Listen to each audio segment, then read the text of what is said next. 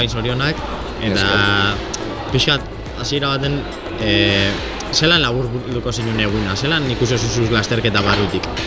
Bueno, behin azkoitiko buelta indatala, inda eskapadazo fuerte bat, orduan izan da pixkat sokaldira bat, ez, izaldi hori eta pilotiren artean. Guk izaldin hasier da hander genitun, eta bueno, orduan nahiko laser jungeatzen, indarra gordez, eta más o menos gerturatuaren izaldia moituko da pixkat atzetik, eta bueno, lortu dugu lasterketa maileran 15 talde baten bosteotea, eta horrek lagundu dugu gero garaipena lortzen. Vale, horri begira, talde estrategia hasiera baten zein zan eta bueno, suposatzen dut lortu duzuela estrategia hori aurrera eramati, ez? Bai, bat asko genitun, genekin Iker Mintegi hobenakin bateko gaizala eta kandidatu handi bazala irabaztea.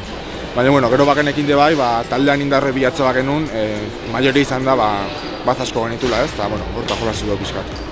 Vale, eta azken movimentu hortan ikusi da, ez elan Mintegik atakau dauen, Tomase berei jarraitu dutzen eta orduen, aprobetxetia erabaki duzu ez, suposatzen dut, paroi hori edo lan. Momentu hortan ze sentiko duzu, aukera zaukotula esan zu, hau da neren momentua? Bai, jadenak oso justu geunden, eta Ikerre jogu, atera sil batzetik, ni beratzetik, eta beraiek gatu janen, probatuko, eta pixka bedatzen edan beraiek, bedatu india, eta tarte irikiet, eta agonizatzean mentaino. Eta, bueno, gero azkenik laburbildazu izan ditzen den, azken kilometroetan zelan rekta hontan, rekta luze hontan zelan sartu zaren, azkenien ikusiala emozionauta sartu zarela, ez? Bai.